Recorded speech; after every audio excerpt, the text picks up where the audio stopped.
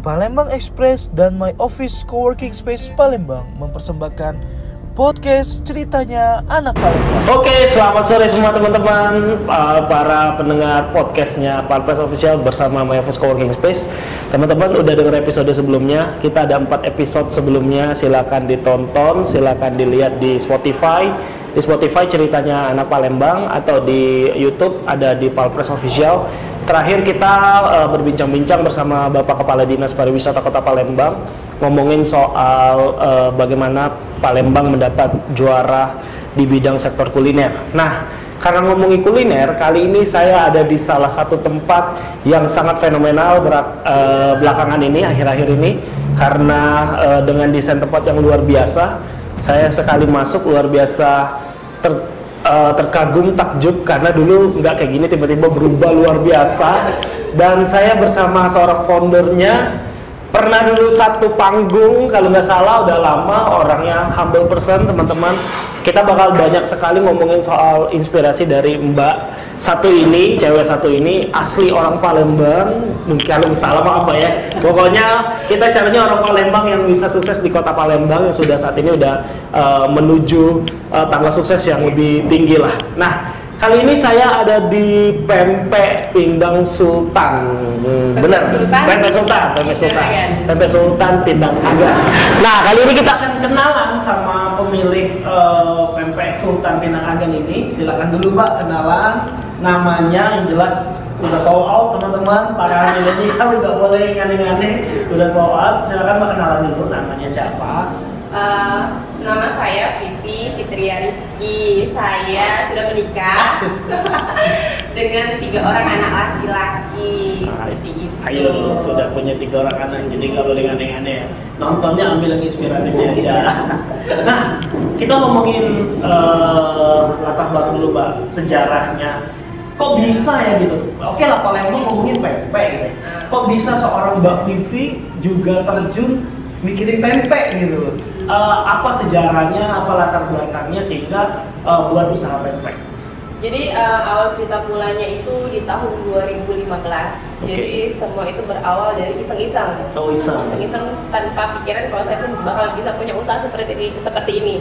Jadi awalnya karena suami saya itu kan seorang wirausaha.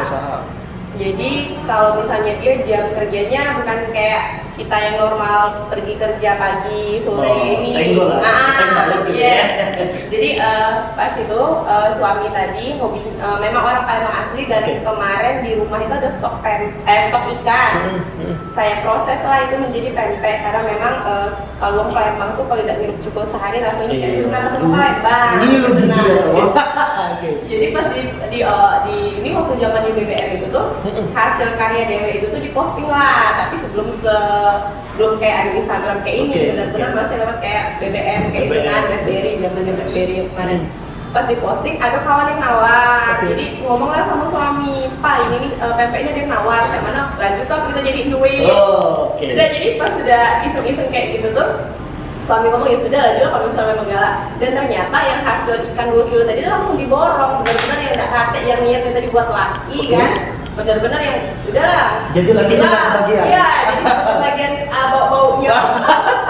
Jadi kebagian bau-baunya banyak kan. Dan ternyata besoknya order lagi kayak nah pas sudah datang itu yang benar-benar yang usaha rumahan, dari bikin dewe, nganter dewe, nyetet orderan dewe, yang benar-benar tuh yang benar-benar dewe ini ya, karena sampai yang kena komplain pelanggan tuh sudah pernah dirasakan gitu kan. Pas sudah datang tuh suami ini ngomong katanya, di rumah ini berantakan nian katanya, cowok lah biasa. Dia soal kan gitu. Dan pas sudah karena terus adalah Uko itu memang buat investasi. Awalnya tadi tuh nak kami sewain baik gitu kan, karena tidak kepikiran bakal buka usaha. Dan tiba lagi tuh ngomong sudah lama ini pakai bayi ruko sano. Awalnya sih cuma buat untuk proses produksi bayi gitu, karena rumah berantakan, anak kan masih kecil-kecil tuh, sampai tidak bersih kan. Jadi ya pindahlah kan itu ke ruko untuk proses produksi. Dan ada kawan yang di sekitaran daerah Jakarta itu kan baru-baru kantoran kan. Jadi dia bilang, Vi, kau nih jualan nasi pindang juga baik, dia ngomong gitu, karena di sini susah cari makanan juga. Ya sudah, jadi iseng-iseng lah, karena memang kami di Wong Palembang asli, kan kami Wong Palembang, saya juga Wong Palembang. Jadi ya sudah, yang benar-benar tuh masih ala kadarnya, yang cuma punya meja kursi sama etalase, ya kan. Dan ternyata peminatnya tuh luar biasa. Berarti dari iseng dong. Dari iseng-iseng kan. Nah, mau pepek Sultan Pindang Agan itu murni karena nama anak tadi, karena benar-benar itu tidak kate kepikiran buka usaha, namanya pun kemarin itu belum tahu, kan? Jadi pas sudah itu tuh, apa lapain namanya? Jadi pempek Sultan Pindang Agan. Kalau Sultan itu kan tahu dewe, kalau Palembang kan kerajaan kesultanan. Pas pula nama anak kami itu Sultan. Kalau Pindang Agan, apa dikasih nama Pindang Agan? Plesetan, pikir waktu kan plesetan Pindang Pegagan. Padahal kan Pindang Agan itu nama anak. Nama anak tuh. Jadi Agan Sultan itu sama-sama nama anak, lah kata berjodoh. Iya. Makanya kadang waktu banyak nanya, Mbak, Pindang Agan itu Pindang asli mana? Pindang Pegagan kan? Oh bukan, ini Pindang Agan memang Pindang asli Palembang karena pas kebenaran nama anak itu Agan gitu. Dari situlah mulai dari punya bener-bener yang otodidak, yang bener masakan rumahan, yang resepnya juga resep dari wong tua, resep mertua yang kami padu-padankan kayak itu kan, dan ternyata antusiasnya luar biasa. Ini berarti unik kalau orang entrepreneur kan ngomong lihat peluang, lihat dulu analisis bisnis ada lain-lain. Cuman ini berawal dari iseng doang, teman-teman. Nah, tuh anak muda, kalian yang punya ide-ide iseng, buat dari iseng-iseng aja. Mana tahu, tapi iseng yang positif, jangan yang negatif. Kasih iseng aneh-aneh lah boleh, baik. Nah, terus berjalannya waktu, pindah pempek semakin besar, Pindang juga semakin besar, penjualan Pindang semakin besar. Nah, aku teman terakhir ada variatif pempek yang dibuat, mulai dari pempek pempek pelangi, terus pernah masuk sampai TV nasional juga. Boleh diceritain Mbak, kok bisa terpikir jangan ngomong iseng lagi ya? Jangan ngomong ini tiba-tiba cuma iseng. Kalau iseng lagi benar-benar the power of iseng sekali itu. Kok tiba bisa berpikir ada pempek pelangi, ada pempek dan lain-lain gitu. Nah, itu kalau pempek pelangi itu benar-benar karena si anak bocah dua tadi kan waktu pas 2015 tuh anak itu umurnya masih balita lah. Masih TK kan. Jadi kalau misalnya Pak Mak itu kan pening kalau misalnya anak itu susah nih makan buah sama sayur. Jadi pas itu tuh iseng lagi memang. Bener dia iseng. Ada buah nada di kulkas dan ada sayur caisim kemarin itu. Karena kalau kita kasih mereka itu jejelkan buah pasti ditelannya kan, apalagi sayur pasti dimutahin ya. Ada cara biar lagi.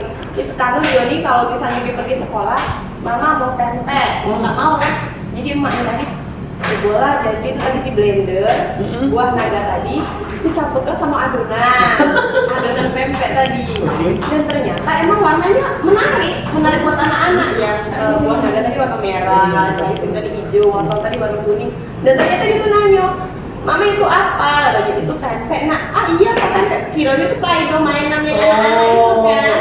Apa namanya kayak karet-karet gitu ya. Jadi pas dia coba, Mama enak ya? Iya enak lah. Secara tidak langsung kan berarti alhamdulillah berhasil. Masuk ke sehari-hari buah sama sayur ke anak tadi. Jadi makan. Dan itu dijual. Iya, dan pas dipajang di ruko, pelanggan itu Mbak ini pempek apa kok ini? Nah mereka tuh udah yakin awalnya kan dari pewarna makanan. Tidak Mbak, ini aku bikin awalnya cuma buat anak aku untuk konsumsi dewe kayak gitu kan. Dan tidak dunia tadi dan ternyata antusiasnya tuh lumayan luar biasa sampai pernah pertama kali itu aku pajang sampai ada dinas order sampai 2000 pempek.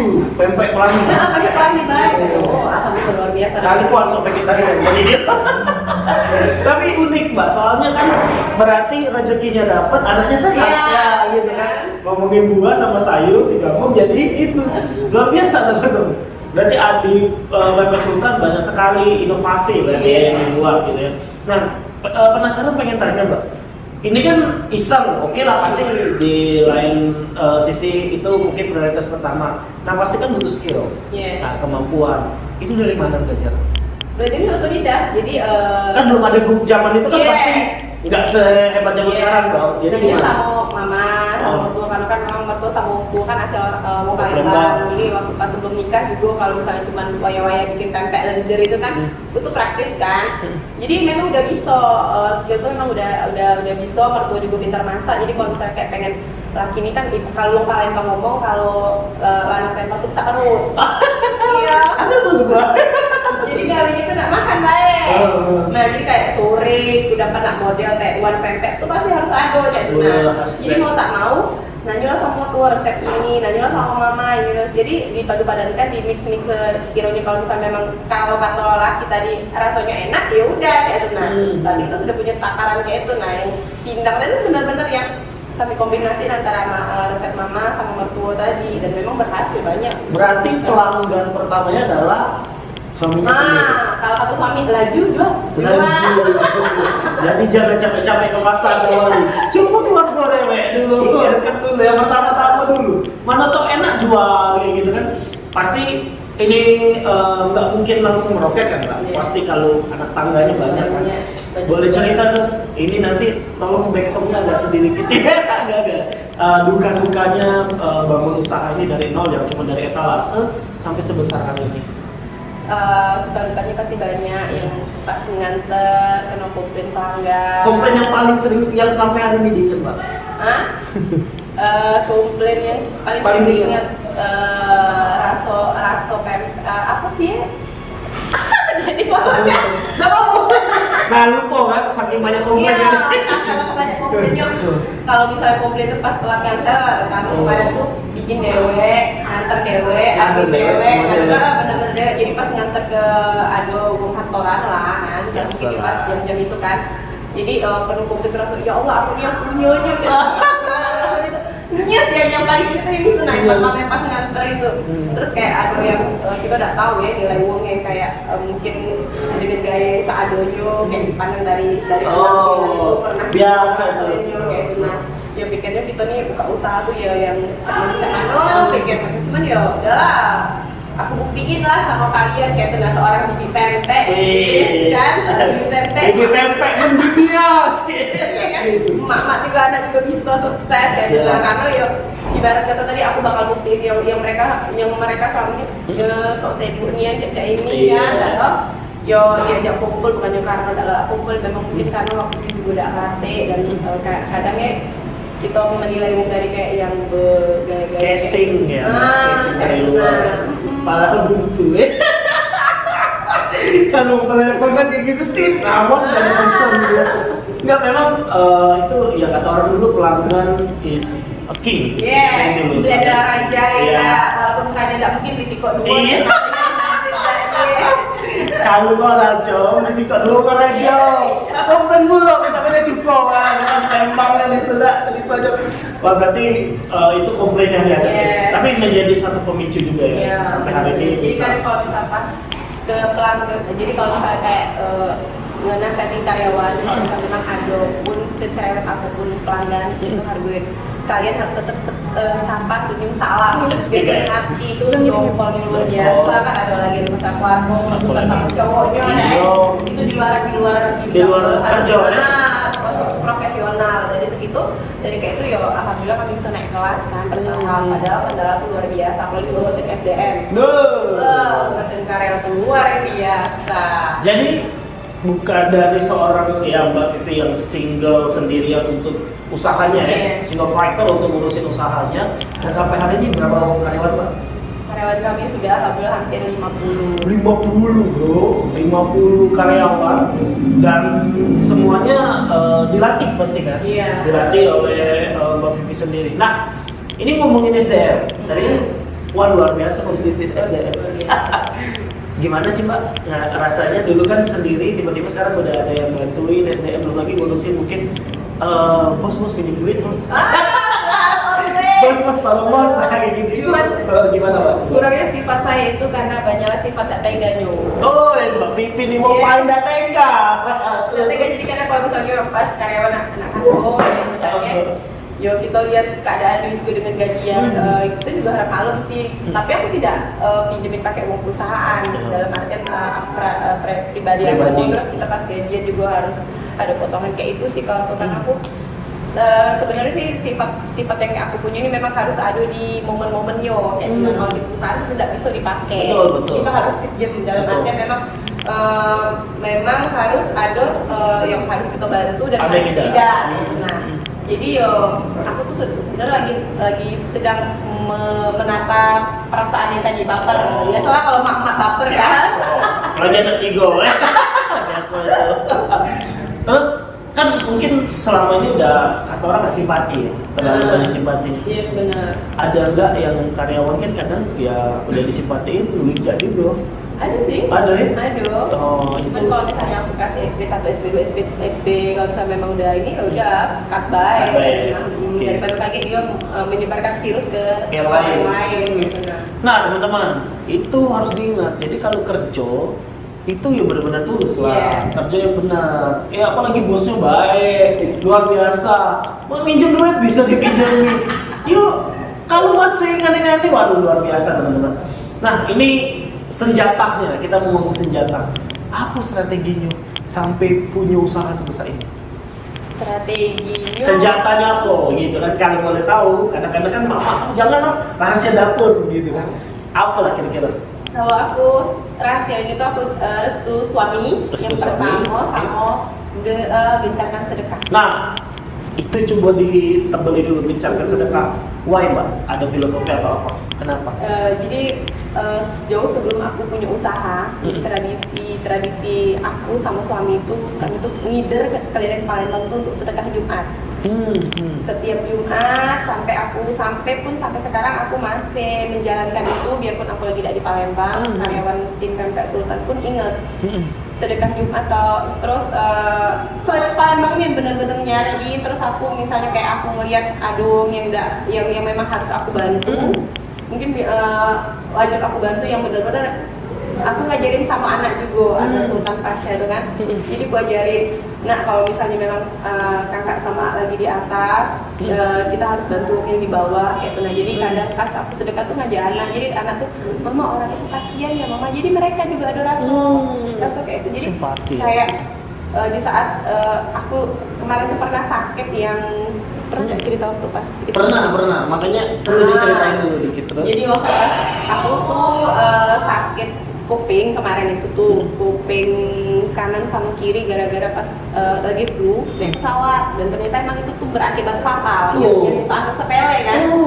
Jadi sudah disuntik sampai berapa kali, datang ke dokter spesialis tentang kanan kiri disuntik tapi tidak ada hasil. Jadi coba aku gencarkan sedekah. Pas itu tuh sampai aku tuh harus dioperasi. Jadi sampai dokter itu ngomong kalau misalnya sekali ini sudah sampai lima kali disedot, 5 kali ditusuk, disuntik. Dokter itu ngomong kalau memang masih ini mau tak mau harus operasi pasang cincin di telinga. Wah, bayangin kan rasanya tuh. Setahu aku coba di jantung. Di telinga juga. Jadi pasang di telinga itu sudah ngebayangin, bukan masalah biayanya, dan mana perasaan kita yang harus kuping kalau mandi itu tidak boleh kena air kayak gini. Jadi sempat antara maju mundur, antara nak nangis sama lagi tuh cak mano. Aku gencarkan sedekah, aku targetkan sedekahku tuh harus segini, gitu nah. Dan setelah 1 minggu aku menjalankan sedekah itu tadi tuh luar biasa. Dokter tuh kan sampai tidak percaya. Pas aku udah balik lagi ke dokter itu, diperiksanya cairan tadi tidak kate di telinga tadi. Sedikit pun tidak ada sampai saat ini, sampai hari ini. Ya Allah, Masya Allah. Jadi bener-bener yang kita tuh misalnya kayak kita dikasih rezeki itu ujian, bukan nikmat kalau buat aku. Jadi kita dikasih sebanyak apapun, kita dikasih rezeki itu tuh kita untuk bagi-bagi uang sebenarnya. Kalau misalnya memang kita menyadari kan. Jadi aku gencar ke sedekah, entah ke siapa, entah ke keluarga. Tapi yang paling penting keluarga terdekat yang memang membutuhkan. Yang saro baru, yang agak yang susah kan baru ke yang sekitaran kayak jodoh-jodoh anak yatim kayak gitu. Dan sampai benar-benar yang dokter tuh ngomong katanya, ini jarang terjadi, dia ngomong gitu. Kalau misalnya sudah solusi yang 3 dokter sudah didatengin dan dia mereka ketiga-tiganya tuh ngomong memang harus pasang ring cincin itu lah. Ya memang bukan operasi besar dia ngomong kayak itu ya, cuman perasaan batin tadi harus pasang yang di kuping kan. Jadi segala obat itu kalau buat aku pribadi karena aku mengalaminya itu adalah sedekah, dan aku pun bisa sampai di posisi saat ini pun karena doa-doa mereka yang pernah aku bantu. Oke. Bingung juga tuh pasti dokter, Mbak. Luar biasa. Kok hilang gitu? Obat apa itu? Tapi menarik tadi teman-teman, yang aku tangkap adalah waktu di atas itu sebenarnya bukan nikmat sebenarnya. Yes. Teman-teman harus tahu bahwa ketika kita di atas harus bisa berbagi. Jadi mungkin di bawah kita ada yang membutuhkan. Nah, Mbak Vivi udah bukan menerapi, bahkan menjadi gaya hidup ya untuk bisa berbagi itu. Dan puji Tuhan juga sampai hari ini luar biasa usaha yang terus ditambahkan ya kesuksesannya. Nah, ini kita bergeser sendiri. Tadi kita ngomongin soal individu, soal sosok Mbak Vivi-nya. Sekarang kita ngomongin tempat yang bakal buka. Ini dari kemarin seluruh feed di Instagram rame, luar biasa. Kalau dibilang viral, nah, mudah-mudahan YouTube kita viral juga di sini. Ada satu tempat di mana pencakar langit seperti di China. Ya, di lantai 3. Idenya dari mana, Mbak? Itu sebenarnya salah desain. Aku itu salah desain. Terus Yang harusnya itu tuh keluar dari konsep gambar. aku udah marah dari iseng, salah desain kok bisa jadi kayak gini. Oke. Dan karena Pak suami itu memang idenya luar biasa, ya kan? Jadi karena salah desain, salah konsep, tidak sesuai dengan konsep awalnya itu tuh, dan ada kemarin dia tuh iseng lihat, nah cucok meong, karena itu belum ada di Palembang kan, kan. Jadi dengan yang di luar budget yang itu tuh, nah kita bikin kayak ini, yakin. Jadi benar-benar yang aku nyanyiin itu aman ndak, sampai yang si pemborong tadi ngejaminnya 100% itu aman. Gitu, nah kan ya, dengan kapasitas berat, dengan ketahanan juga galo kayak itu. Nah, jadi yang karena salah desain tadi itu bisa menjadi yang sesuatu viral, luar biasa. Salah desain kan kawan. Aku pikir lagi desain sebelumnya. Allah. Jadi itu dari salah desain jadi tempat teman-teman nanti coba datang lah lihat. Aku tadi lihat dari depan. Ini spot pencakar langit. Agak ngeri juga gitu. Lumayan tinggi, nyampe bisa bawa. Nah, ini kan tempat baru. Aku dulu datang udah lama nggak kayak gini kan. Jadi pas masuk brother berubah semua gitu ya. Ini konsepnya juga jangan ngomong ini konsep iseng-iseng, dan jangan ngomong ini konsepnya hanya jangan ngomong ini salah desain buat kayak gini kan, enggak. Ada mungkin masukan dari suami atau anak yang pengen keren, atau yang benar-benar dari Mbak Vivi mau konsepnya gini. Intinya kami ini pengen sampai naik kelas, sampai sultan pengen naik kelas. Dalam artian kita branding kita ikutin zaman. Sekarang zamannya tuh zaman milenial kan. Jadi kayak anak-anak muda tuh pengennya kayak manung kayak istilahnya tuh kalau misalnya mau pikir kalau pempek indah itu tepatnya biasa-biasa aja kayak gitu kan. Nah di sini kami menampilkan kesan anak muda dapet, kayak kesan Palembangnya di lantai 1 kan dapet, kayak tadi buat nongkrong, live musik. Kami bikinnya di lantai 2, kayak gitu. Jadi kalau kayak nenek-nenek bisa nyanyi kan agak susah kayak tanggung. Lantai 1 gitu, sana yang lantai 2. Kaget pening malah. Iya, itu kan. Juga udah dibaca, pening malah gitu. Nah, berarti mengakomodir semua kalangan gitu ya. Iya, jangan cuma mimi yang disampaikan itu yang kekinian ya. Pempek juga kekinian. Kekinian juga, naik kelas lah, branding pempek akan dunia. Jangan salah, Pempek Sultan sudah di Jakarta juga ya. Iya, nah, teman-teman yang di Jakarta boleh lah cari-cari Pempek Sultan di Jakarta. Aku nak belajar habis ini cara buat pempek. Mana tahu bisa jadi juragan pempek. Capek juga jadi presenter ini gitu. Enggak apa-apa banyak duit. Wah, terakhir Pak, udah hampir 1 jam kali ya. Ini kita selalu ngomongin ini pasti terakhir. Satu kata buat Palembang untuk anak mudanya. Satu kata 3 kata ya. 3 kata buat anak muda Palembang. Oh ya? Kan banyak kan gaul milenial. Terbebas dari segi mungkin kreativitasnya dan lain sebagainya. Menurut pandangan Mbak Vivi, 3 kata buat anak muda Palembang.